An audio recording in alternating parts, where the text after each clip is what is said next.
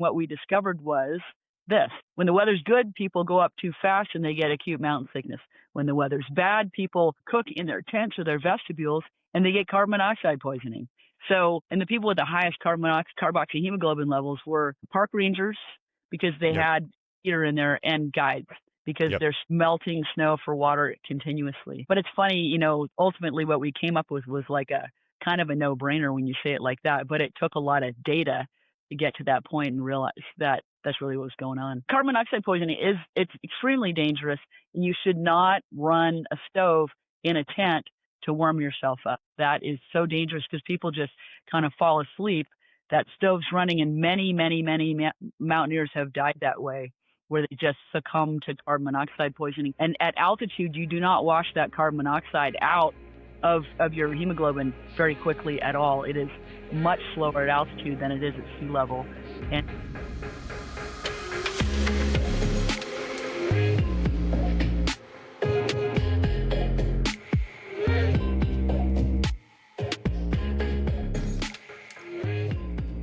welcome back for another episode of the Tactical Alpinism Podcast, where we explore the crossover between mountain warfare and mountain recreation by talking with military leaders, mountain professionals, and athletes. My name is Maury, and before we get into today's episode, I have two Tactical Alpinism specific announcements that will be happening with this episode and then through the month of November. First is the Uphill Fitness Challenge, or the Uphill Endurance Challenge, that is going through the entire month of November. What you need to do is you need to get 12,000 feet of uphill elevation in the month, and there's some flatland corollaries if you guys are terrain limited. So check out that post on the Instagram for full details, but there are prizes. There's almost $1,000 in prizes, and all you need to do to enter to potentially win one of those prizes is hit that 12,000 vertical benchmark. If you want to do more, awesome. Every 6,000 additional feet gets you an additional entry to potentially win one of the prizes. Second announcement is these episodes are now posting with video. So they'll be going up on YouTube. They'll be going up with video through Spotify and other platforms that allow video. So if you prefer, this will be the first episode that is posting in that way.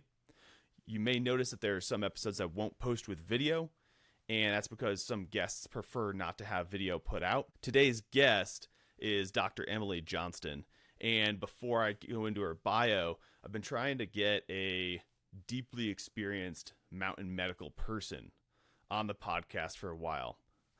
Emily was recommended by several folks over the past few years, and we finally connected and were able to get her on to have this discussion. She's done a ton of work with a ton of different units out there and is really experienced in both the mountain and the military medicine space. Dr. Emily Johnston is an emergency physician, mountain and ski guide, and a lifelong explorer of high and cold places. She began climbing in the North Cascades as a teenager and has since guided on Rainier, in Alaska, Antarctica, and the Himalaya. After more than a decade working as a mountain and whitewater guide, she earned her MD from the University of Washington and now serves as an emergency medicine attending physician at Madigan Army Medical Center. Emily is also core faculty for the U.S. military's Diploma in Mountain Medicine program, where she helps train providers for austere and cold weather medical operations. Her work and research bridge wilderness, tactical, and high-altitude medicine, and when she's not in the hospital or teaching, you'll find her in the backcountry skiing, rafting, or enjoying some of the rare quiet times that she gets where she lives now in the Tetons. This episode's been a long time coming, and I hope you enjoy it. I'll catch you all on the back end in the after show with some additional notes. Enjoy this discussion.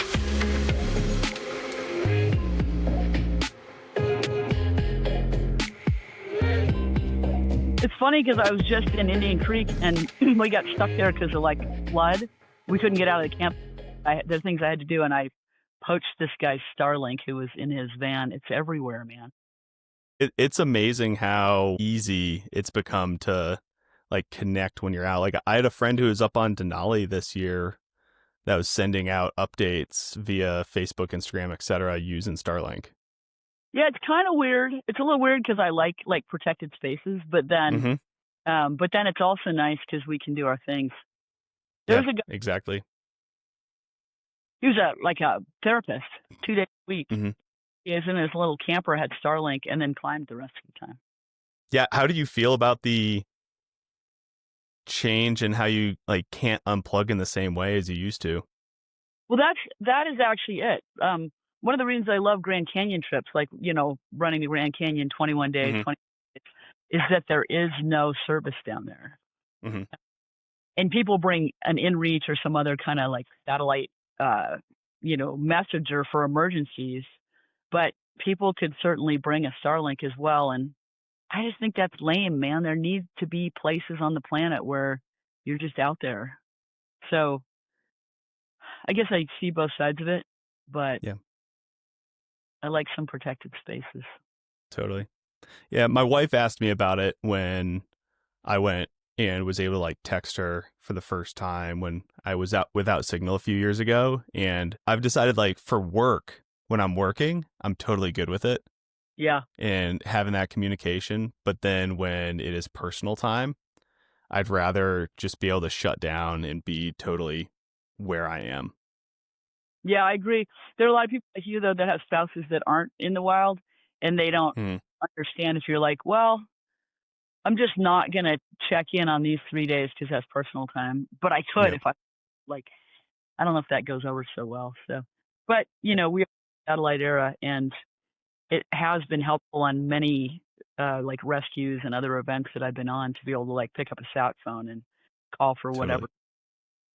Ah, Yeah, and now with tools like Caltopo, which I actually talked a few episodes ago with a friend who does Tahoe Nordic Star, like it makes it so easy to just say, "Here's where you're going." yeah, I mean, my local SAR team, we use it, and we can track everybody. We can track Hmm. everybody.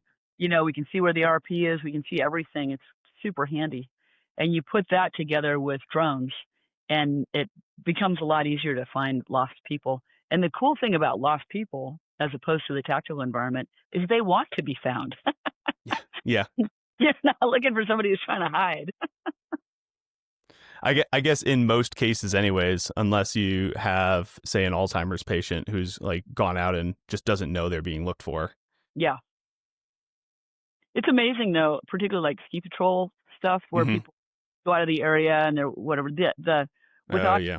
tracks, you can track the tracks in the snow for a long time after somebody has gone by. It's amazing what you can do. I think we're just kind of starting to use it. I have some friends who are wildland firefighters and they're using drones quite a bit, which, as you can imagine, spotting like new fires and stuff. It's amazing. But then drones are super annoying. I was on a Grand Canyon trip and a drone flew into our camp, which is not Hmm. legal. Um, and it was super annoying to have this thing buzzing around in our camp. So we just all took all our clothes off. Yeah, right on. Well, to circle into what we were intending to talk today, where I wanted to start is like, where did you start with getting into doing the outdoor things, and like what were your primary activities? What are they now? How has it shifted?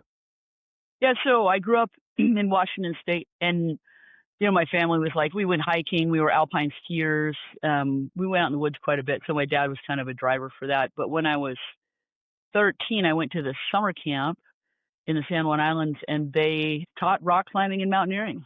And Hmm. so there's a little rock right off the camp, and we go out in a boat, and they taught us how to rock climb. And then that summer, I climbed Glacier Peak, so I learned how to, uh, navigate glaciated terrain, which was awesome. And I absolutely loved it.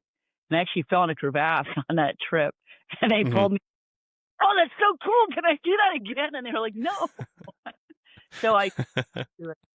And so that year I went back for Mount Baker, and then in high school I met some friends that were just into it, and so we bought Royal Robbins, Rockcraft, Freedom of the Hills, and we had a Becky guide, and we would go up into the North Cascades and do these desperate routes. In retrospect, we're like 15 years old. Our parents would drop us off to go hiking, and we had all this stuff in the bottom of our packs, and we went all over the North Cascades. So not how I would recommend, not the safest way to learn how to climb. We had a 120-foot gold line, and I remember sitting at a belay stance once, looking at the book and being like, "Yeah, that looks like a clove hitch. That's probably it." So it just, I think the geographical location being in the Cascades and then having this group of friends, and we just loved it. Yeah. Awesome. And then how did that transition into doing more skiing and bigger things Well, so I grew up. in the terrain? Yeah, I was an alpine ski racer, and Okay. and then running around the mountains. And then after college, and I went to college in Vermont, so I ran around those hills a bit as well. And then after college, I got a degree in biology, and then immediately applied it working as a transient recreational worker. And Yeah. I don't know, I travel around the world, just like a backpack by myself, just all over the planet. Just ran out of money, I'd like pick apples or do something like that. And then I came back to the States. Initially, I worked as an outward bound instructor for a few years, which is a good way to cut your teeth in terms of institutional outdoor stuff. And Mm-hmm. then a few years, and then I went to mountain guiding, started guiding on Mount Rainier. And I had already been climbing for 10 years at that point. I've been climbing since I was 12 or 13. So I think I was the fourth female guide on Rainier. Showed up. It was a great job. I had a blast. And then that opened up a whole bunch of more opportunities for guiding, for climbing. You meet other climbers, you do all the things.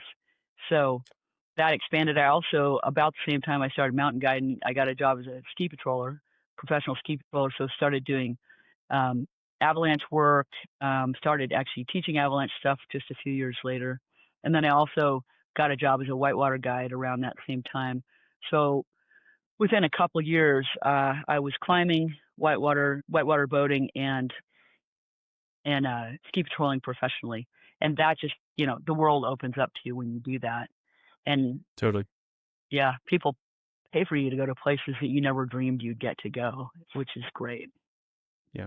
And as you're doing that, when did the medical part become a area of emphasis or focus?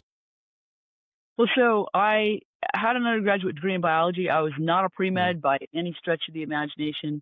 I was busy running around doing other stuff. But I'd kind of thought about medical school, but my grades were not good enough. And I was an EMT as a ski patroller, and it kind of, it's on my mind. And then I had a patient. I was working as a patroller at Grand Targhee Resort, Wyoming, and I had a patient who was having a cardiac event, and I knew that. My dad's a cardiologist. I actually grew up like reading his medical journals and stuff and talking to him about it. And I knew it, and I was the EMT, and I said, we need to fly her to the regional medical center where they have a cath lab. And they didn't.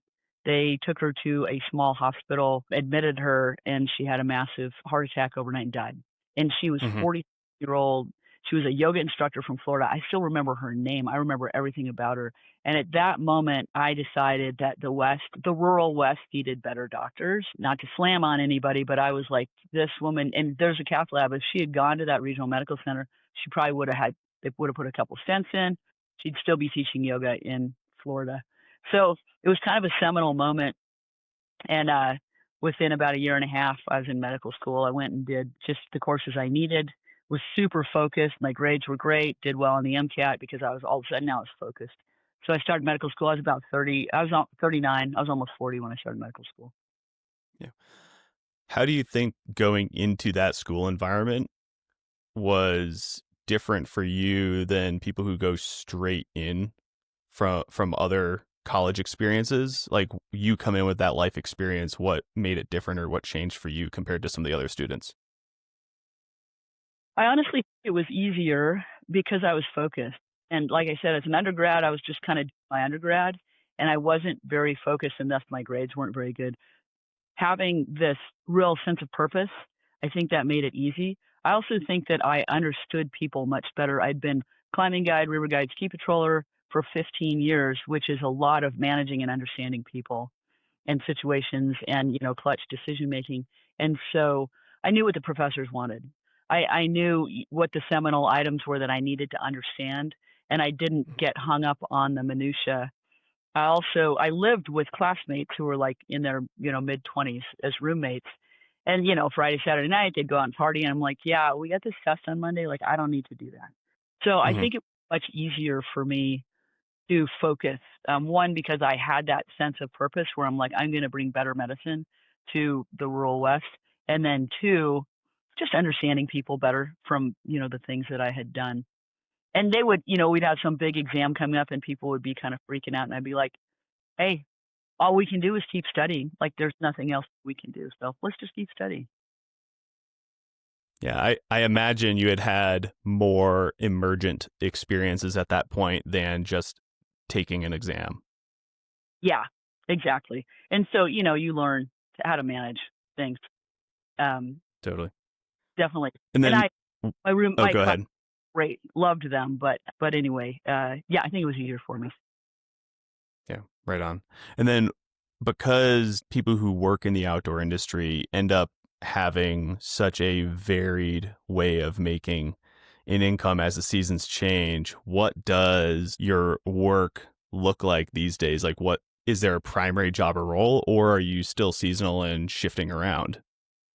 That is an excellent question, Maury. That is a very insightful question because basically I was climbing guide, river guide, ski patroller, went to medical school residency, and now I'm a climbing guide, river guide, ski patroller who also works as an ER doc. And it is quite seasonal. I still do those jobs, um, more or less. And, it's hard to say what my primary role is, what my primary job is. I'm a civilian contractor for the Army. I work at Madigan Army Medical Center in the ER, where we have a ER residency program. So I get to train our future emergency medicine residents. I also train military medics quite a bit. I spend probably the most time in my life right now training military medics and doing research to try to make it easier for them to do their jobs safely. That's probably, I would say, time wise, that is my primary focus. And in terms of like where my heart is, in terms of focus on my academic, but my vocational goals. That's what I really am focused on doing. I also love the mountains. I love ski patrolling. I love all that kind of stuff. But I would say I'm most focused on military medics at this point. Mm. This is a little bit of my endurance physiology nerd coming out because that's my background and I'm going to control it a little bit. But is your research looking at primarily, or what sort of research areas are you focused on? Well, so the intersection of all the cold environment, high altitude stuff that I did before I went to medical school, and then Mm-hmm. and then that is my area, of interest is extreme cold, Arctic, high altitude, and alpine medicine. And I've done it and I still do it. And I'm, medical director for a bunch of guide services and I guide. So sometimes I'm a person on the sat phone on the mountain calling for help, and sometimes I'm a person answering the sat phone. So um, there's that. But what I see as one of our greatest challenges right now for our military is operating in the extreme cold environment. And what I want to do is make that job easier for our medics at the point of injury. Because if Mm-hmm. casualty doesn't make it past the point of injury, everything else is kind of a moot point, right? So I want to make it safer and easier for our medics to function. And it's really simple things like medications. How do you carry them so you can functionally use them? And medical gear. What works, what doesn't work. We have a lot of battery operated items that we use, blood warmers, things. In the extreme cold, if it's negative 30, negative 40, batteries do not work. They work for a split second, they're gone. So things like that, that's what I'm looking at is the actual functional items as well as the whole blood question. Mm-hmm. It's difficult to provide blood to a casualty in that environment. The blood, clots at every kink in the line. You can't expose it to that extreme cold environment. So that is it. That's what I'm most focused on is really the brass tacks at point of injury. Yeah. So, what are some of the solutions that you have identified, and then what are some of the gaps that still exist that you're working on solutions to? So that there are a couple things. There's a funny thing that I call BLT, layer transport, and it's just merino wool. I got some merino wool like zip tees, cut the arms off. Had this gal who's a seamstress here in Idaho sew pockets on the sides, so the pockets for the medications are on the sides, so they don't interfere with the rest of your kit. And it's just a way to carry medications and gear where it's warm because it's up against your Mm-hmm. body Yep. In the cold environment, the only thing that is reliably warm is your body. There's nothing else that's reliably warm. You can, ready heats and this and that, but they all run out. And so hopefully you don't run out. So I call it BLT, base layer transport. Really simple. It's also not in a vest, because if you carry something in a vest or a separate pack, you get to camp or whatever, you're tired, you set it down, you're taking your boots off, you're doing whatever. If you leave that thing for 10 minutes, everything freezes. So it's intentionally next to the skin. So base layer transport, some research on that last winter in the Arctic. I've got some more going on where I had temperature probes on the person just below the base layer transport. So super simple, not super sexy, but really simple way to carry stuff. That's one. Another is, what happens to our point of injury medications when they freeze? Which ones can freeze? Which ones can't freeze? Which ones maintain their efficacy? And oddly, we don't have great data on this. And we have data on things like amiodarone and like these medications that we're never going to use at point of injury. So that is what I'm working on with the greatest focus right now. And I'm not funded by anything. I do just my own research. And so I'm trying to find a way to test the efficacy of these medications after I have exposed them to a combat simulated Arctic environment. So those, and then testing things like testing tourniquets, testing blood warmers, testing all those things. Does the plastic shatter? Do the batteries actually work? That's my focus really. So the base layer transport, the medication efficacy, how to carry it, does the packaging hold up? Does it still work after it freezes? And then all the items that a medic needs in order to do the job. Yeah.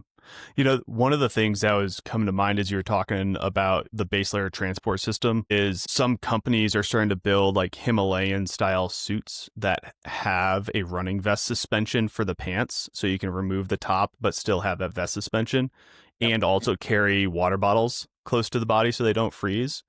And so I'm almost wondering if like Black Diamond is really just finished prototyping and had their prototype up on Everest this fall, and I'm curious of the efficacy or usefulness of a commercial product like that for what you're talking about as well. I'm recognizing that it's an external or not an external, but a heavier layer that you might need to remove at points. So there being some limitations as well. Well, the keeping it close to your body is important, but the technology that they use and their design, I haven't seen that one in particular. I know that in my suit, there are like, there's suspenders, so the whole thing doesn't, but there's nothing like what you're describing. So now I'll go look at that. But even if that doesn't apply, just the technology and design and the way that they design it may be helpful in applying it to a base layer. Because I do think it's really important, because I have applied this because, I was super like 8,000 meters on Everest in 2016, and I had meds, and I did that exact thing because I had them in a little pack, took it off, set it down, doing something else, come back, all that stuff's frozen, right? So I know that happens no matter how hard you try. So I think that's important. But yeah, I mean, BD, what an innovative company, super awesome stuff that they've come up with. So now I'm going to take a look at that, and that would be a crossover. It's not publicly available yet, but I have access to one of the early prototypes if you'd like to get some pictures or video of it. Yeah, that would be awesome. I'm right now planning for next winter and looking at that stuff or talking with folks at BD about I believe the suit is going to be available for this coming Himalayan season in the spring. Nice. That's awesome. And that's where, you're always stuffing water bottles like into that inside pocket in your parka and your down suit. So to have it, it's kind of like you're just kind of faking it and it slide out. So having something that's actually designed for that would be awesome. Yeah, it's a really cool system. I haven't used it yet. We have one of the prototypes in the office where I guide at currently. Nice. That's awesome. One of the other questions I had along those lines is like, what things have you identified, or are there things you've identified, like say IV solution that could be powdered or dehydrated so they could then be rehydrated for use, kind of similar to dehydrated meals? Well, so I've talked with some people about this. One of the things is, the problem is when you rehydrate, you still need water. Like you got to have water freeze. So there's that. And there are some medications that come in a powdered form, and you reconstitute them, and those are great because they don't freeze.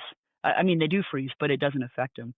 So I haven't really looked into that. That's, obviously that would be a great area of research. It's just not something that Mhm. I've looked at.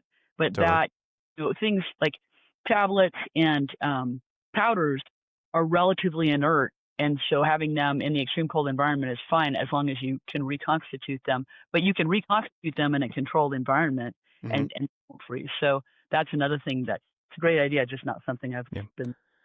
Yeah, because as we're talking through this, like even something like a walking blood bank wouldn't necessarily work in the extreme cold because the lines, once it gets cold enough, will freeze in just that simple transfer as long as it's not warmed even. Yeah, so we've done a lot of work with this with walking blood bank because I think it is important. I think blood is often what a casualty needs. And yeah, our standard right now, the tubing is too long. Every little kink in the tubing, the blood clots there. Blood warmers typically, and I need to test them, but what I've seen so far, they don't operate, they don't keep up in that environment. I do think walking blood bank is important, but the technology that we use and the techniques that we use right now are not effective, and that needs to change. Mhm. Yeah, now I'm just thinking through different ways to keep the lines warm, whether it be like having a port in the layers that they have or not. I'm sorry. You know what, Maury? It's saying that my device is low on storage. Okay. So I what can can we do? I can hit stop. So you're talking about some of the medical training that you do for medics and other folks that are doing mountain stuff and Arctic stuff in the military. One of the certifications that's out there is the Diploma in Mountain Medicine. So can you explain for folks who aren't familiar with it what that is and then what the training looks like? Yeah. So the Diploma in Mountain Medicine, it's been around for about 30 years. It's the only internationally recognized curriculum in mountain medicine. And it's a combination of the UIAA, which is the International Climbing and Mountaineering Federation, ISMM, which is the International Society for Mountain Medicine, and ICAR, International Committee for Alpine Rescue. So those three entities together developed this curriculum, and I think it was 97 when it was actually blessed. And so it is cool because it is internationally recognized and it's a set curriculum, and it is both didactic and field. So there are specific things that you need to tag. What they do is they have certain organizations that get to, you have to like apply, and then they come out, and there's this whole process to have the ability to teach this. So I teach this. I'm one of a small cadre that teaches it for the U.S. military, and there are some civilian organizations as well that teach it. So it's super valuable, I think, and it's specific and focused curriculum, both didactic and field, that gets you to a certain level of currency and competency in mountain medicine. What's the split between medical training versus technical training? That is a good question. I believe that the like didactic part of it is like 120 hours, and then there's like field, like rock climbing, ice climbing, glacier travel type stuff, and then there's an avalanche component, which is equivalent to an American American Avalanche Association Yep. rec level 1. So I don't know the actual split, but it is. I wouldn't say it is probably 50-50, or maybe leans a little bit more towards the field environment if you actually look at hours.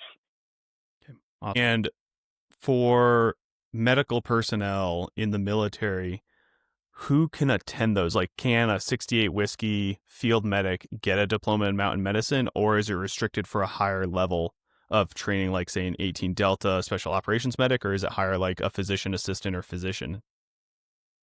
So I believe you need to be like a MD, PA, CRNA. I believe you do need, although I do also think a paramedic can qualify.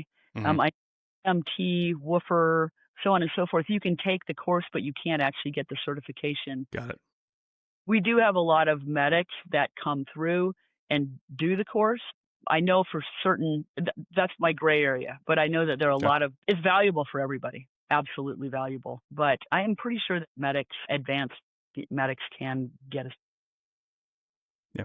Awesome. And while we took a break and let your internet upload what we're recording here, we started talking about nerding out a little bit on some altitude physiology and some pre-acclimation, and something that's become a little bit popular late in the past decade or so has been pre-acclimation for altitude using a normobaric hypoxic environment where essentially some oxygen is removed from the environment and there is not a pressure difference.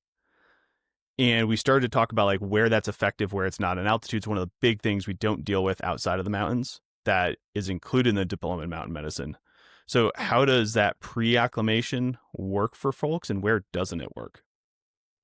Well, so altitude is, at this point, you can pre-acclimatize like in a hypoxia tent at sea level, or 7,000-8,000 feet, whatever it is. Normobaric hypoxia and hypobaric hypoxia do affect you differently. We don't fully understand the difference. We also know that hypobaric normoxia, so pilots that fly super high, so they're in a hypobaric environment, but they're on oxygen, so they're not that environment still affects them in some ways. And we've looked at like U-2 pilots and their brains and stuff like that. So the fact is, altitude remains an environment where you have to pay your dues to go there. We don't have an easy way to get there without acclimatizing. You can acclimatize in a hypoxia tent, and it will help you. It is beneficial, but acclimatizing to altitude is hundreds or thousands of more things than just increasing your red blood cell mass. That's just one of so many things that happen. I think it's a super cool area of interest because we're at the edge and there's a lot of hand waving. We don't totally understand how this works, which makes it way more interesting. Doing the hypoxia tent, yes, that will be beneficial, but actually spending time at altitude, which is uncomfortable and time consuming, is really the only way to acclimatize. And not everybody will acclimatize the same. Some people will never really get there. And other people, they'll spend all the time acclimatizing, they'll try to go up high, and they'll have a problem. They'll have severe AMS, they'll have HAPE, they'll have HACE. And then other people will go up there and feel great. And we don't totally understand that. That's why I think it's a super cool area of interest. And even in the same person, you might see a different outcome year to year as well. At least what I feel like I've noticed is that the more frequently, or the more times you go to altitude, it seems like you acclimate a little bit easier most times. But then sometimes there are other factors that come in, like you got sick, you're not as aerobically fit, or the Ouija board just happened to be set where it's set and you don't acclimate as well. Well, it does look like there's some durable changes, so that if you go to altitude enough, it does become easier. So there may be some durable changes that allow you to acclimatize more easily. And I do feel like I'm in that boat, because I remember when I first started climbing Mount Rainier, I remember how I felt. And now I can take guided through August and then go back in like May and climb it. I feel fine. So there are some durable changes. And there are some people that are genetically predisposed to get like high altitude pulmonary edema. And, that's the way it is. But then there's some people that, they'll go up to altitude 15 times and be fine. And then they go up and they get high altitude pulmonary edema. Yep. Maybe they're stressed. Maybe they're working too hard. Nutritionally challenged. Who knows? And that's where we don't fully understand the factors.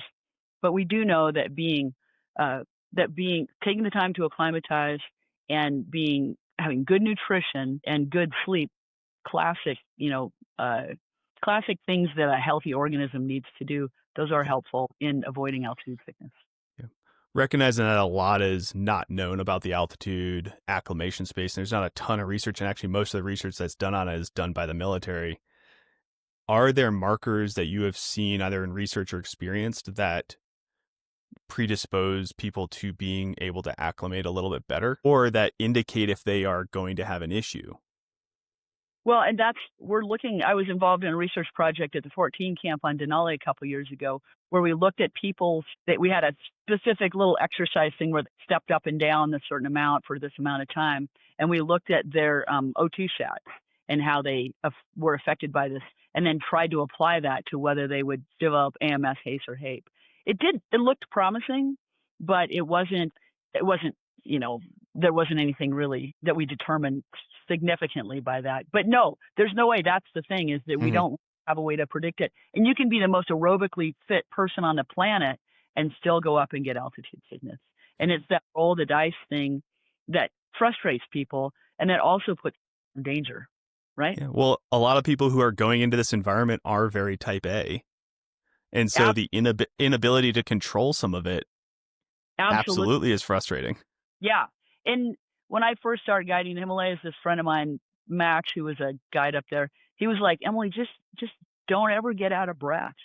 Just go nice, eat, hey, don't get out of breath. Which is funny because the Sherpas I'm working with, a lot of them, they'll go really fast and then stop and pant like crazy and then go really fast. And I'm like, that's the opposite of what I did. But it works for them. Yeah, and a really good friend of mine, Scott Johnston, who we mentioned while we were offline, like he coaches David Gutler and has for years. And David initially was going to the Himalaya to the Everest zone, and he would run everywhere. He was like with Killian and or Uli Steck. And then he said he's transitioned now to where he doesn't run anywhere when he's in the mountains. And he feels like he has been a lot more successful. So that match, and like, again, it's individual too. But like he's an incredibly experienced person in the high altitude space. Oh, incredibly, and an incredibly strong performer in the high altitude space. You know, they studied some people and, you know, what's your VO2 max and all that stuff. And there's no magic number. We don't know what makes some people more vulnerable and other people less vulnerable across the board. There's no way we can just take you and be like, okay, Maury, we're going to do these tests on you. And yeah, you're likely to get this. No, you're not likely to get that. We don't have that yet. And it's hard to do altitude research because what do? Yep. You can't do a randomized controlled double-blind trial at 8,000 meters. Because you know when if you're in a hyperbaric chamber, you know if the altitude is higher or lower based on your headache and how you feel. Yeah. And now chamber studies are interesting because that is hypobaric hypoxia. That can, right? You can do that. But the problem is it's not the field environment. So you're not like emotionally stressed, dehydrated, nutritionally stressed, you know, sleep deprived. And so that's where you can apply those chamber studies. And that's as close as you get to being at altitude. But it's still not quite the same. It's just like research that we do for the combat, for the tactical environment, that doesn't necessarily apply because the individual is not stressed in the same way that you would be stressed in a tactical environment. Totally. Yeah. Like I'd love to see some work on recovery from that stress. And also like, is there a intensity that you go to during the day where then you can't recover from that stress while you're at altitude? Because like Denali being a place that both of us have spent time, the sleds add a huge stressor physically outside of the altitude and being away from home. The thing about Denali, I loved guiding there. I haven't guided there in years, but I've been there a little bit. But you'd have this huge pack and this huge sled, and you'd spend 2.5 weeks up there hauling this stuff around. And then when you come down, I'd come down and go to guide on Rainier, and you just feel like an animal. You were like, oh, it's here, and you'd be all strong from all this grindy suffering that you'd had on the Hilton Glacier, which I thought was kind of fun. It's kind of like going to summer camp on the Hilton. You see all these people. Everybody's not moving slow, it's just, but, after that, you'd come back feeling kind of like a beast. Yeah. And you see a ton of friends you didn't expect to see up there.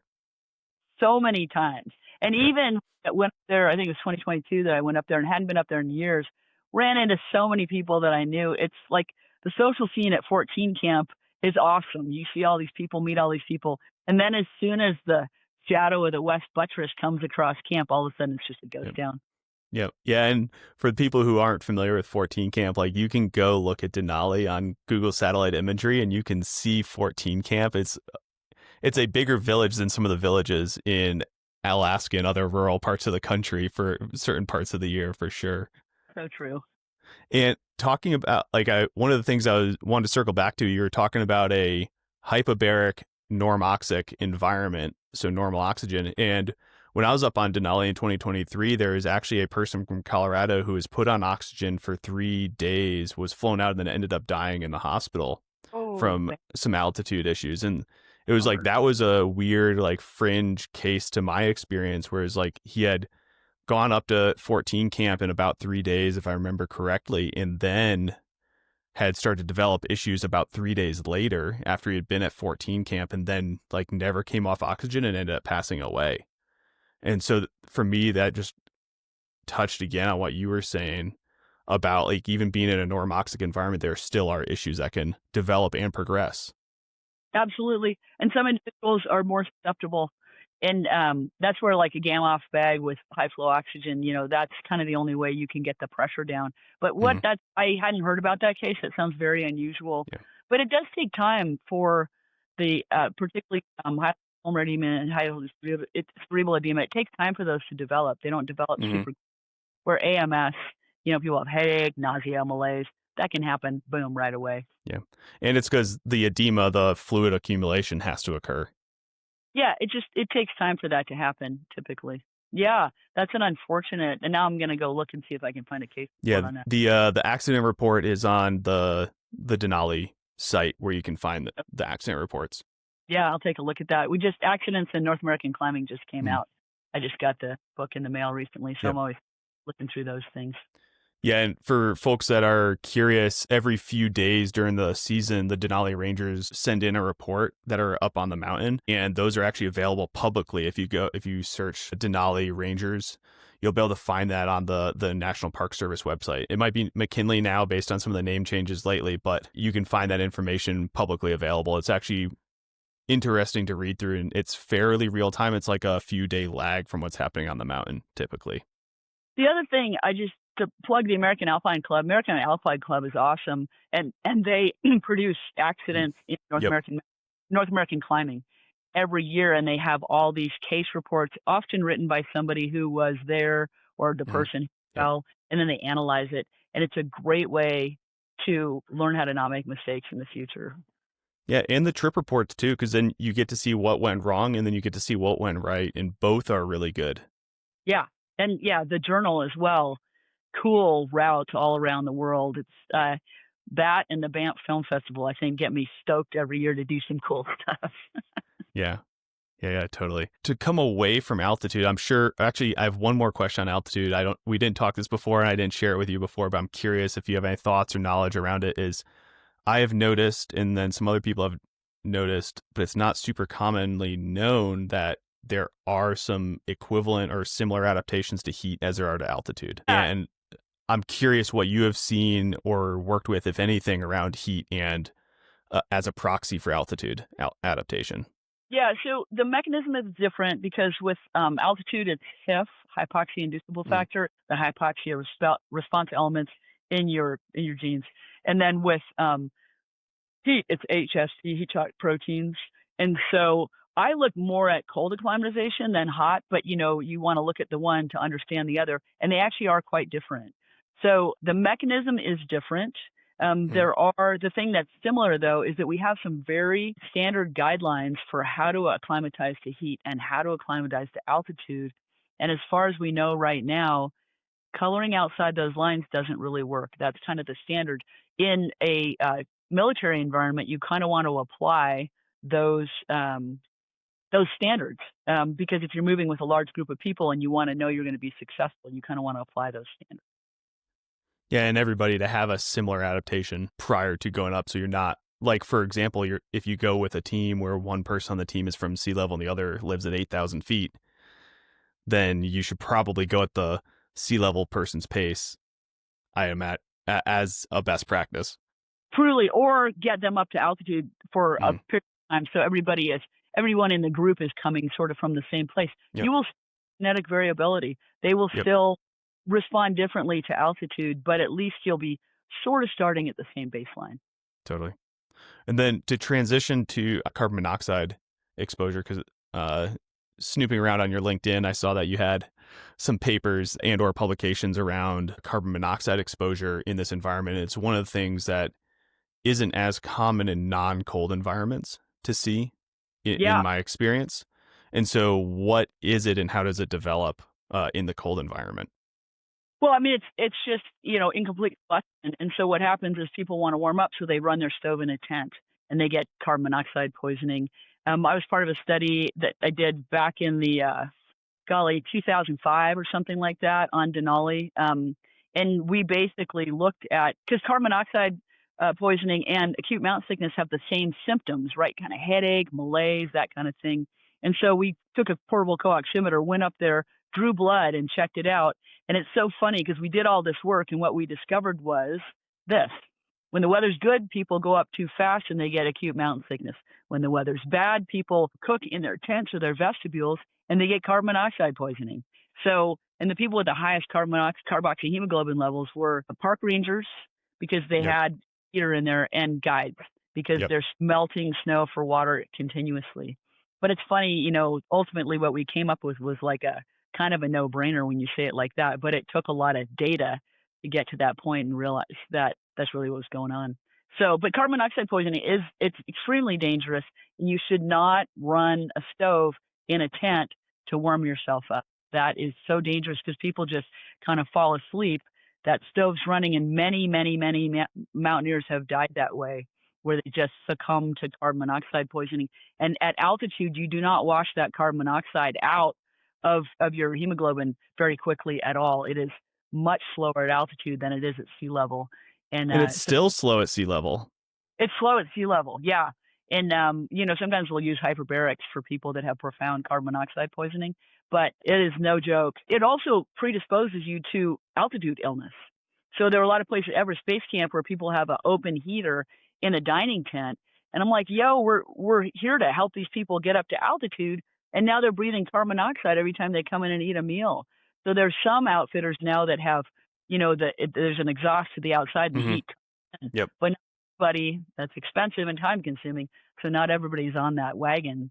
So carbon monoxide is colorless. You can't smell it. You don't know it's happening, but you start feeling crappy. You may attribute it to altitude, take a nap, and not wake up. It's not a good one. Yeah, and how long does it take to resolve? And you can talk sea level versus altitude as well. Well, it depends. Depends on a lot of things. It does depend sea level versus altitude. I've treated some very profoundly carbon monoxide poisoned people in the ICU at sea level. And it's days and days and days of them being on high flow O's. Some people go to a hyperbaric chamber. Our threshold is lower for pregnant individuals to go to the hyperbaric chamber to get treated. But it's days and days and days. It's a long time. Yeah. And what's the mechanism for it causing issues? Oh, well, carbon monoxide binds to your hemoglobin where the oxygen is supposed to be. That's the simplest way to put it. And when carbon monoxide binds, there are 4 sites for oxygen to bind on your hemoglobin molecules, which that's how you carry oxygen around your body. That's what's in your red blood cells. There are 4 sites. When carbon monoxide binds to one site, it actually changes the configuration of the hemoglobin molecule to make it harder for oxygen to bind. So it's like, it really is a sneaky little devil. It gets in there and it binds. And so it just basically blocks. So you're no longer carrying oxygen, you're carrying carbon monoxide, which that doesn't work. You can't do what you need. What your cells can't do what they need to do with carbon monoxide. And my understanding is it binds more readily. And then in an environment like high altitude where oxygen is less readily available, it just amplifies that readiness of binding for the carbon monoxide. Absolutely. Yep. The one binds, and then it just makes it easier for more carbon monoxide to bind and harder for oxygen to bind. It's bad. What are some of the best practices to avoid having that happen? I see people all the time using a stove to keep their tent warm. And I'm like, do not do that. Just get your sleeping bag, get a bigger parka, drink some hot, whatever, or cook in your vestibule, a vented vestibule. The weather can be terrible, but if you've got a vestibule, you can cook in your vestibule and keep, things zipped up. But you need to take it seriously. And I see actually a lot of military teams using open flame to heat it up. And I'm like, to treat a casualty. I'm like, no, that's not okay. No, thank you for saying that, because one of the questions I've gotten several times from folks in Alaska is like, what stoves should we use? And I'm like, no, like get a better sleeping bag, go move, and then put 10 people in the tent and use body heat to warm up the tent, because we already have these squad tents. Plus the stoves are just heavy and the fuel is heavy. So you're increasing your expenditure, and especially at altitude, you are now increasing your energy expenditure and therefore your likelihood of getting AMS, because you're carrying heavier things, and you're going to not recover as well if you're getting carbon monoxide on board as well. Yeah, I agree. And I've seen it as kind of an accepted thing with some military teams, like this is how we heat up the tents. And they're heating the tents up to like 80 degrees. I'm like, no, if you need to heat up some hot or something, that's fine. But then turn that stove off. And so I have seen it as kind of an accepted norm to use stoves to heat up a tent. And it's dangerous and Yes. honestly severely compromise your tactical ability. Yep. For the entire team, for everybody in the tent for a long time. Yeah, and if you haven't experienced it, like you can have somebody come into your tent. If say your tent has a bunch of carbon monoxide in the environment, that person will come and be like, "Oh, something's wrong in here," and the people in the tent don't realize it because they're so mentally impacted. Yep, they're like the frog. You put it in the frog goes in the cold water, and then you turn the heat on, and slowly the frog gets boiled. Yep. That's what it's like, carbon monoxide exposure. And yeah, it's not. It's a practice that I've seen accepted, but it shouldn't be happening. Yeah. So for the folks that are in the 11th Airborne that are listening or live in Alaska, take this section and go play it for your commanders as they're telling you to go buy more stoves. Yeah. And instead tell them like, hey, let's do something else, like get appropriate layers. Well, the best thing to do is to move. Yeah.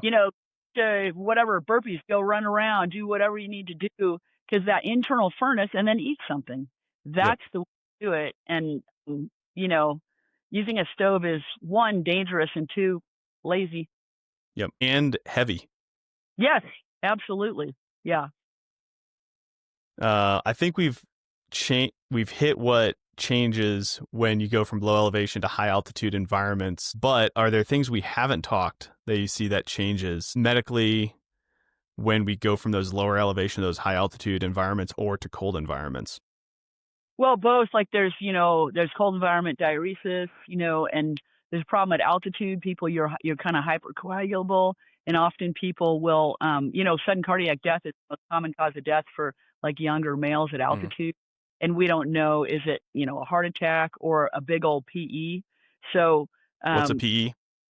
Yeah, you're in a tent.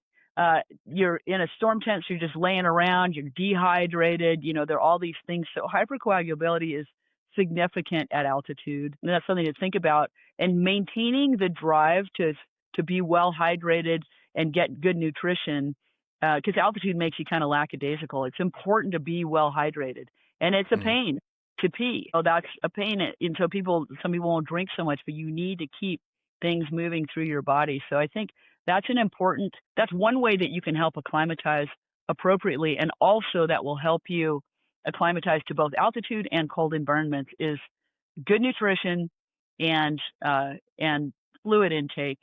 At altitude, a lot of times I ask my clients, hey, what did you eat? And they're like, well, I didn't feel like eating. And I'll say, I didn't. If you felt like eating, I asked you what you ate, because you have to drive yourself to eat and drink. And that's super important for both of those environments. Absolutely. Yeah, because in cold, the calories become your heater. And then for altitude, it's your recovery. And for the being able to stay hydrated and take in water, for the men, it's a little bit it's easier to use a pee bottle. And like I carry a 3-liter pee bottle. For women, what do you recommend to be able to like consume adequate water and then also get it off without necessarily needing to go out of the tent? I use a pee bottle also. Yeah. I use a pee funnel called the Freshette, the best one. And I've used that for years. Like you're in a down suit wearing a harness, there's no way you're going to take stuff. So getting comfortable with using a pee funnel is super important. And you absolutely have to do that. Like it's dangerous to not be able to do that. And then you can just use a pee bottle. That's easy. And if you don't want to use it in the tent, you can use it in the vestibule. But that's what I do, is use a pee funnel, pee bottle. And, that's something you can't just do it for the first time in the tent. You have to get. And I strongly recommend that for all females to be in any environment that's uncomfortable. Absolutely. Women actually have a little bit of a nutritional advantage. At altitude, we need fewer calories, basically. And it's funny because in 2016, I was guiding on Everest, and there were 2 guys that I was guiding with, and we had exactly the same itinerary. And each one of them lost like 26 pounds over like 65 days. And I gained a pound. Is that because of the higher body fat, content or lower muscle mass content? Like what's the mechanism or the reason there? Well, I mean, women are designed differently. It's the whole Mm, like protect the baby, to be, sort of big, bold stroke. But nutritionally, we're just, we need fewer calories. But at altitude, it appears that we also adapt better to altitude in terms of calorie, how many calories we burn and stuff like that. So we adapt more easily to altitude. And women also, we do come in with a higher body fat content, which may help with like staying warm, maybe burning fewer calories then. But then you get into the whole vascularized brown fat versus white fat, So I think, men, as you know, on average are burning more calories every day. We're just more efficient. And yeah, then in a nutritionally challenged environment like altitude, we adapt more quickly. So it's kind of nice. But I hardly like my basal metabolic rate that I've had tested is like just under 1,200 calories a day. So just efficient, more efficient. yeah, And I think they're like being, the reproductive side of the species. We're better at nutritional balance. totally. Yeah, and like comparatively, when I go into a heavier training block, I'm sitting around 4,500 calories a day. And like it becomes a massive task for me to eat that many. And so there are times I'd much rather not have to take in that amount of calories. Yeah, in the late '90s, early aughts, I did a lot of adventure racing. Some of the really long, Mm, like lengths. That I mean, it's just a chore to try to get like Pop Tarts, and one of the guys I worked with, he just ate little Debbie cakes like they were going out of style. Like it's just hard to get enough calories. You're like tired of chewing. You're like really have to eat something else. But once again, even in that environment, obviously being smaller, female, I was just more efficient with my calories than those poor guys that had to eat all those little Debbie cakes. yeah, totally. We've been talking a few different topics around military medicine in the Arctic or cold environment for a while. Are there pieces that we haven't hit that you see commonly come up within like the military mountain environment that we haven't talked yet? Well, I just think that it's Oh, one sec. Yeah, so outside of the like carbon monoxide and the altitude material that we've been talking about for the military, like what else should the military be looking at medically and potentially what are they missing? well, there's a real fundamental principle that you can't come train in extreme cold or altitude environment for 2 weeks out of the year and be proficient. So I think we need more teams. We need more people actually stationed in extreme cold environments. And that's where we're behind. We're behind our partner nations. We're behind Russia in terms of that. Because what we need are people that are, taking their kids out in negative 30, walking the dog in negative 30, like just recreating in negative 30.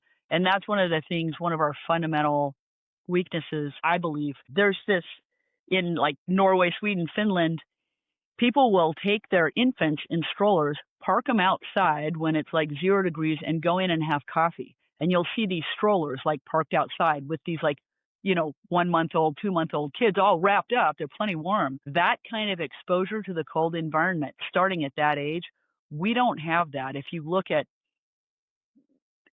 the United States and where most people live, they don't have that. And so I think that is a huge weakness. I think we need people that are up there all the time. And as a mountain guide, you learn things just by operating in that environment. You learn, you take your gloves off, you put them inside your coat, like basic things that you can't learn and have ingrained in your mind by training 2 weeks or 4 weeks in that extreme cold environment. So I think we need people that are stationed in extreme cold. I think that's a huge weakness. Yeah, and it's the same thing for people that don't go to the field as often. It's a different version of the field environment. Like you learn small efficiencies for packing your rucksack, for where to keep things on your kit, for how to move and then how to make things a little bit more comfortable, a little bit less survival. And so you can actually like the small things are no longer an issue. And the same thing applies. And I relearn things every year when I've taken a few months off over the summer and gone out of snow. Like I relearn things every year too. So I think that's spot on. I love the term small efficiencies as well, because they are small efficiencies and they add up to much better performance. the other thing is cold is not the enemy. I keep hearing this. Cold is the enemy. It's like, fighting cold, then you're not fighting the enemy. You're not focusing on your mission. Cold is just an environment that you learn to operate in. And I think that is super important because keep seeing this cold is the enemy thing. It can't be the enemy. Those small efficiencies need to be your habits. And a lot of our military are good at that in a hot environment. There's small efficiencies for that environment as well, but you only learn those by living in that environment for long periods of time. So the small efficiencies are super crucial. Yeah. And I mean, there are two reasons, in my opinion, why the hot environment is something we're good at. It's if you look at the majority of our bases, they are in hot weather environments where land is cheap and plentiful, either desert or like southeastern United States in the most case. And we operated in that environment for the past 2 decades plus in many cases. Yeah. I mean, the Teapot, that's all hot places. And then if you look at our country, there are very few accessible extreme cold environments. And you're right, vast majority of our military are in warm places. And I think if we want to be competitive, which we do, we need to change that. And a lot of people don't want to live in cold places. But some do. Yeah. And this is something that I like scream about to myself occasionally. And it's like, why not take the people who want to be in cold environments or who grew up in cold environments and want to be there and like mark them so that they can then go to the 11th Airborne, to the 10th Mountain, to those units that spend time in cold environments that are designated as cold weather locations. Yeah, instead of sending them to Georgia where they're going to hate their life. And now you don't have the person who grew up in Georgia or Florida who's never seen snow just hating their life in cold. Yes. And there are things like skiing. There's a team I was training in that they were, kind of a high level team. We were talking about, evacuating casualties in the Arctic. They're like, well, we'll just pull them on skis. And I'm like, okay, do you know how to ski? And they're like, no, but looks pretty easy. So we get them this lesson and the gear and everything. And they're like, oh, this is hard. You're like, yeah. And then they're like, well, we'll do it with snowshoes. And I'm like, have you ever walked on snowshoes? They're like, no. So we get on snowshoes and they're like, oh, this is super awkward and slow. I'm like, bingo. Those kind of things, like people that already know how to ski, people that already know how to operate in the cold environment, allowing them pathways to choosing to go to those places. One, you already have a baseline of proficiency, and two, you have enthusiasm for that environment. So I agree with you that would be advisable. Yeah, and then that opens up mental bandwidth for them to innovate in that environment because the way the military approaches it needs to be different. And for example, a task organization that I've used effectively and I got from historical documents was having a trail breaking team in front of the heavy equipment team who is dragging the sled. So you have a team breaking trail so that the team behind them doesn't have to work as hard while they're carrying a heavier load. This is not rocket, like that. Right? It's a simple adaptation, but it's not something you do in other contexts within the military as often. Exactly. It is a different environment, and the strategies and tactics need to be adapted to that environment for us to be as effective as we possibly can be. Because you also you work with the military in a guiding context outside of a medical context, and we've been talking medical quite a bit. When it gets into spending time in this environment, if you were to give one piece of advice to a team that is wanting to expand what they can do in a cold weather or mountainous environment, because they are different sometimes and the same sometimes. Yep. What would be your area of emphasis that you'd focus on to get them a step ahead of where they are now? Spend time in the field. I have teams that get in touch and they want a course. They want cold environment medical course with some cold environment skills, and that's pretty much what I do is design and deliver these courses for teams. And I'll be like, okay, we're going to be out in the field. It's an 8-day course. We're going to be out in the field like 4 of those nights. And they're like, oh, really? And I'm like, yeah, because you need to go do a movement, do a scenario, get sweaty, go into the night, and then go set your tent up and get warm. And you need to do that in an environment where if stuff goes sideways, you still have an emergency vehicle before you do it when you're actually on a mission. So, and it's fun. I mean, I've enjoyed that environment since I was a kid. It's like growing up in Washington State, well, it's cold, but at least it's raining, like you get this kind of like, but I'm going to be warm. So I think the only way you develop that skill and you're not like afraid of that environment or averse to it is by just diving in, spend a bunch of time in the field, do the things and not chill days in the field, do a long movement, do a big old medical scenario and finish at midnight. And, when it's cold and snowy, and then take care of yourself and your buddies. That's the thing. So my advice would be dive in, get all the way in. That you will probably, once you get better at those skills, you're going to like it. It's kind of fun. So I guess that's my advice.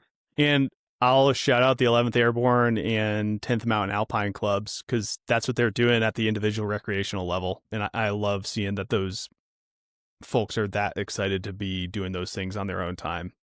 Yeah, I mean, the 11th Airborne, we work with them frequently, and yeah, they're out hunting, they're out, fishing, they're out like doing their stuff in that environment on purpose. And I got to tell you, some of those medics are actually the Wainwright like dust off medics. I've gotten the best information from them, and they've helped me out, like looked at stuff, carried temperature probes, stuff like that. So those medics are about the only ones in our whole military that are actually operating in that extreme cold environment. Granted, they're typically not doing like multi-day things, but they are using the medications and the medical gear in extreme cold. And they've been great, when we're training with them, or I can just call them up and be like, hey, how does this work? How does that work? And that's like my best pipeline of information. Yeah. And we've been talking for over an hour plus our breaks. So we've been on for a while now. And so I want to respect your time. And so I'm going to go into a few closing questions here as well. And so the first one, because you've been in the guiding in the mountain space so long, and it's what you do for work, and it seems like it's what you do for play. So how do you keep the psych and your stoke for going into these environments while it's also your job? Great question. And honestly, that is one of the reasons why I picked up another job other than guiding, specifically being an ER doc. Because I remember at one point I'd worked like 54 days in a row. It was like August or, July, this summer. And I was having fun, but I was kind of like wrung out at the same time. And I was like, this is my vocation and my recreation, and I'm starting to lose that stoke. And so the thing is, work-life balance, but when you're making like $250, $300 a day as a mountain guide, it's pretty hard to do the work-life balance if you want to live in a building or, drive a car. It's pretty hard to make that work. So I hate to say it, but finding something that is different is helpful.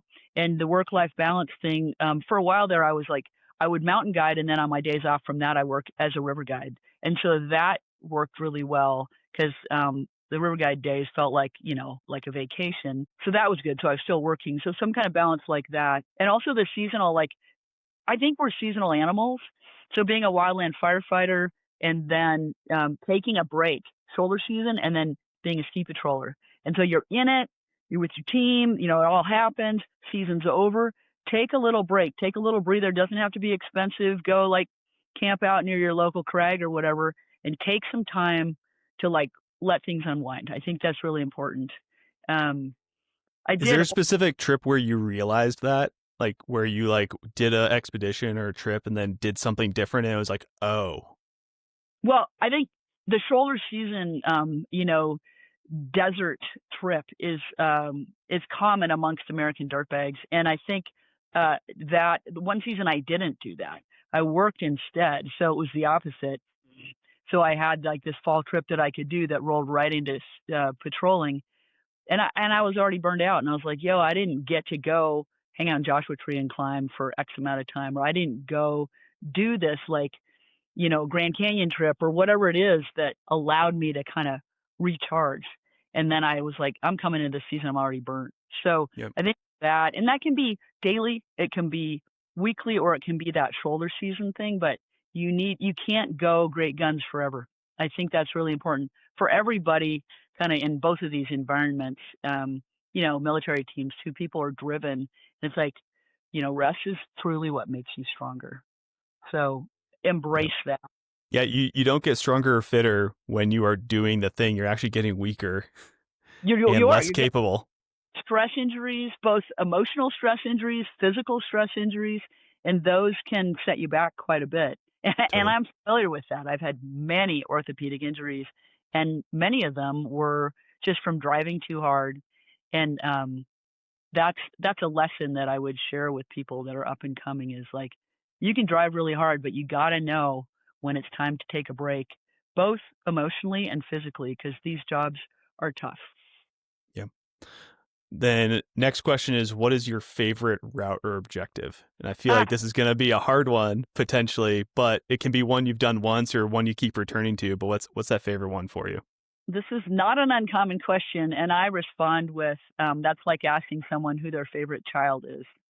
And then they ask me if I have kids, and I say none that I know of. But it's tough. But I have to say, I do love climbing Mount Rainier, and it's kind of funny because it's a trade route, and everybody's like, "Oh, it's just a slog," and blah blah blah. But it is just an incredibly beautiful space. I've climbed it like 130 times, and every time it's different, and every time you're way up high there, the sun's coming up, you can start to see your shadow. Like, I do love that space. It is beautiful. Yeah, as the sun comes around the corner and you see it, the sunshade line on the mountain. Yeah, totally. And then you look back and you can see light behind the Stewart Range. It's like, and I mean, that's the one that I've done over and over again. And I truly love that environment. Yeah. And is the Disappointment Cleaver, the DC, your favorite route then on it? Or do you have a different route that you prefer? Well, that's the route I've done the most. I Sure. think Out's route better. But yep, I agree. Yeah. But yeah, it's long and it's, it's a trade route and all that, but that doesn't diminish the beauty of it, honestly, at least for me. And people kind of like poo-poo it, but I'm like, it's a cool place. And I like the fact that like somebody that grew up in the Northwest and is like, just a, working class person in the Northwest that has looked at Mount Rainier for their whole life, and then they go and climb it. Like, I love climbing with somebody like that who grew up in like Puyallup or something. Yeah. You get to stop and they're like, this is so cool. And I'm like, yeah, they've dreamed about it forever. So that's a beautiful place, Beyond that, I mean, golly, the Alaska Range, the Himalayas, I mean, Antarctica is beautiful. Like, there's so many beautiful places. The key is to get out to the beautiful places. I think that's the advice I give people. Shopping at REI is not a recreational activity. That instead of going there for that afternoon, go for a walk in a park or, go up and get something done. It's more important to get something done with ragged pants and old shoes than it is to go shopping. Go do the thing, then you know what you actually need. Yeah, just cut to the chase. Just do it. And instead of avoiding doing the thing because you're going to go buy something new. Exactly. Tiny objects, man. Look out for those things. Right on. And then final question, big picture, can be a hard one to answer too, is what about the mountains keeps you coming back to them? There's a great Rene Dumal quote that I can't reel off right now, but it basically, what it says is, climb, you see, you descend, you see no more, but you are changed by what you saw from above. That's paraphrases it. It's Rene Dumal, and that is it. Like, you go, recently I was Sweden and Norway, a few weeks ago, just on the border there, hiking around, climbing some stuff. And it was so cool and it was different. And I realized that just a day walking out in the wilderness is enough. And I would come back changed. I'd look at cool rocks and, check out the scene. And it was just cool. And I came back, however many thousands of days I spent out there, each day there, I was changed. And that is really, just going out there and what it does. And, I think it's the healthiest thing we can do as animals is spend time in the natural environment. And, I can't describe it, but read that Rene Dumal quote about how it changes you and you come down and you're changed. You don't see that side anymore, but you're a different person. Awesome. Well, thank you so much for coming on and setting aside the time to talk with me and share your insights and experience. Hey, my pleasure. It's great talking with you and getting to know you. I appreciate it.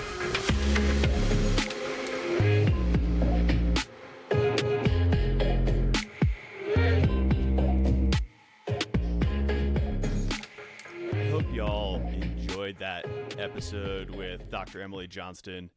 The discussions about keeping fluids that are needed for executing medical operations in the mountains, and the discussion about carbon monoxide. Like, those are critical things that as we start to spend more time as a military doing cold weather operations are super applicable. And then also for folks that are going out recreationally, carbon monoxide is a very real thing that we have to mitigate and manage. So I hope there's something valuable that you took away from, or I know that there will be something valuable in there that y'all can take away from that episode. If there's specific parts of the discussion with Dr. Emily Johnston that you want to hear more about, we can totally line up some more specific topics to hit or add some detail to if you want to know more about some of the things we talked, or if you have other medical questions. She'd be more than happy to come back on and talk some more. For the episode, or for the podcast, it's continuing to grow, and the way that you can help get the word out and spread it to more people that can get value from this information is first to share it with your unit, with your coworkers, with the people you get out into the mountains with, because word of mouth is absolutely the best way that this thing gets shared. In some of the previous episodes that have been the most listened to and the most positive feedback, it's all because they were shared between friends and to coworkers and etc. to get this in front of more people. Because it's continuing to grow, a little bit of CYA to end the podcast, and that is the views and opinions expressed on this episode and all the other episodes are those of the speakers and do not necessarily represent the views, opinions, or stances of any of the other entities that they may represent. Thank you for listening, and if you don't, please follow the show on the podcast platform of your choice. Follow at Tactical Alpinism on Instagram, and if you have any specific questions, topics you want discussed, or just to reach out and connect, please send me an email at info@tacticalalpinism.com. That's where I'll follow up in the most detail. Thanks for listening, and I'll see you next time.